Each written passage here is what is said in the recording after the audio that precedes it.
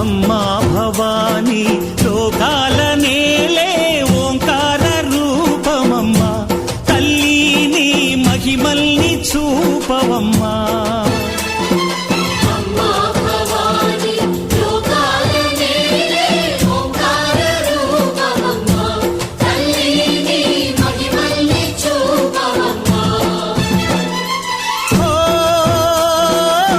సృష్టికే దీపమా, శక్తికే మూలమా, సింహరథమే నీదమ్మా.